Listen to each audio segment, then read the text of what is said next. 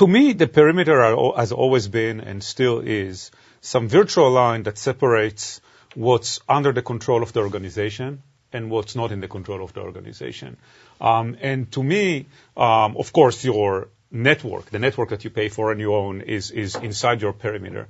But that also applies to your clients. So even your mobile computers, when they're mobile, when they're off your network, are still need to be within your perimeter one way or another, because they're still under your control. They still have your data on them. And if you don't secure them, then that data will leak out, that data will be accessed, the machine will be hacked. So just, again, for me, the perimeter is a virtual line between what you own and what you don't own. And of course, that also has implications when we move to what's called the cloud. Because now you might have a machine in the cloud that you don't physically own, you virtually own, and is that within your perimeter, outside your perimeter? To me, if it's running your software, if it's running your servers, if it has your data on it, it's within your perimeter and needs to be secured as such. I like Nir's definition, except I'd like to edit it slightly. It's what you should own and it's what you should control is what your perimeter is, right? The perimeter is the stuff that you are supposed to be controlling, and I think a lot of the time people kind of ignore that fact and deal with what they're wanting. The average organization can't draw their perimeter. Back when I used to do audits, I would ask people, give me a network map and I'll try to figure out what your network looks like. And usually you've got this, us and then the firewall and then the internet. That's the diagram. It needs to be a little bit better than that. I think that over time what happened that this perimeter started looking very, very ugly. And that's because we kept throwing more and more things at it. We called it the fence in depth. Every now and then I get asked about, what about the fence in depth? We still need to do it. What is the fence in depth? The fence in depth is this device doesn't do enough, so we need to put another device behind it. And this device doesn't do enough still, so let's put another device behind that, and so on and so forth. And that's really the way the perimeter looks today. And then the devices aren't enough. We also need to protect the client, so we start throwing things on the client. We have a personal firewall, an antivirus, an anti-spyware, and host IPS. And now people are throwing host DLP on all their clients. And what about the cloud? People don't do things there yet. And I think there is a better solution. I don't know if you want to talk about it now or not. But sure, let's get into it. So to me, there needs to be a device on the perimeter of the organization at the physical network, which really separates the inside network from the outside network. And I'm not talking about the inside threat right now. We'll talk about the inside threat maybe later. And that device needs to be able to control not just what comes into the organization, but also what goes out of the organization. Because one thing that I will give to the people that are challenging the existence of perimeter is that there's really no in and out today. When you allow something in, you really allow everything out. And we allow something out, you really allow everything in. From your organization, just because of the way applications work today. And I think that needs to be controlled. So there should be a device on your network that controls what can come in, but also what can go out at the application level. Very similar to what Marcus here did a long time ago. But do it, of course, across many, many applications that exist today. Back then, the problem was simpler. There were a few applications. Four. Today, we're talking about hundreds and probably thousands of applications. Okay. And as for the clients, I believe there needs to be some innovative solution for the clients. It doesn't require you to throw tons of software, security software packages on the client and try to manage that. To me, the solution to the client has to do with bringing the client on your network, even when the client is physically off your network. And once your client is on your network, logically, not physically, you use the same security that you use for the client when it's on your network at the time when it's off it. Okay.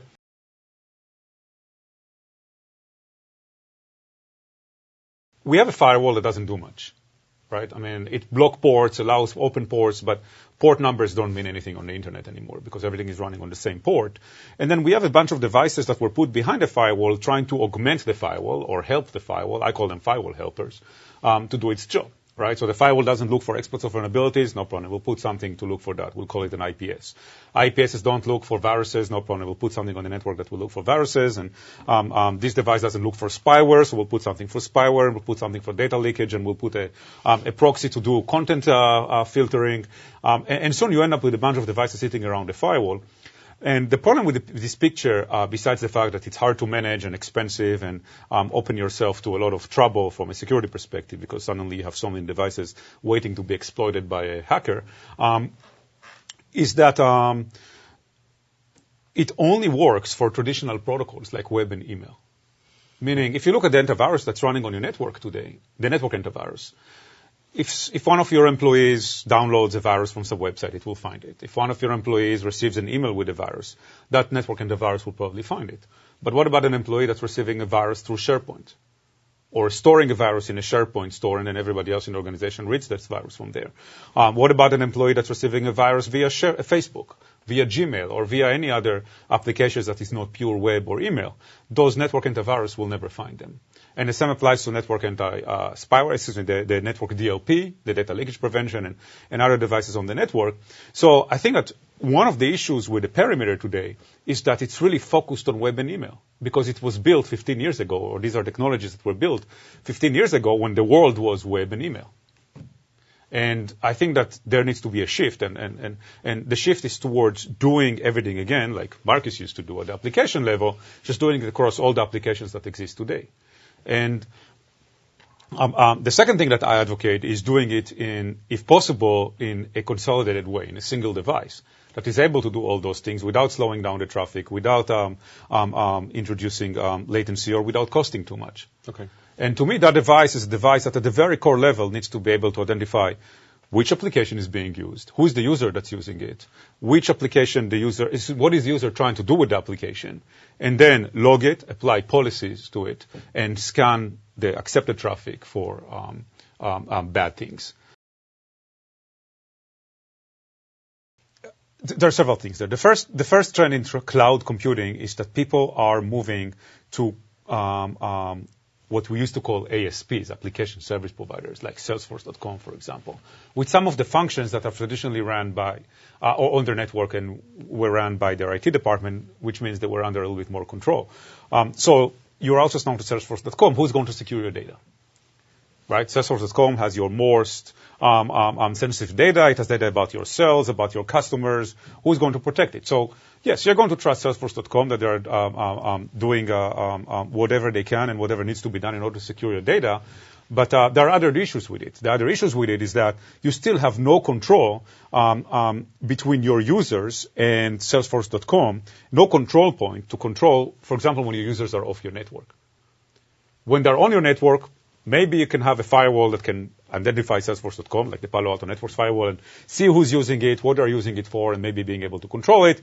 In the past, when the Salesforce.com functionality was running on your network, if the users were off your network coming in with a VPN, SSL VPN, IPsec VPN, whatever, you had a control point to control it. Now, when the user is off your network and they access Salesforce.com, you don't see the packets.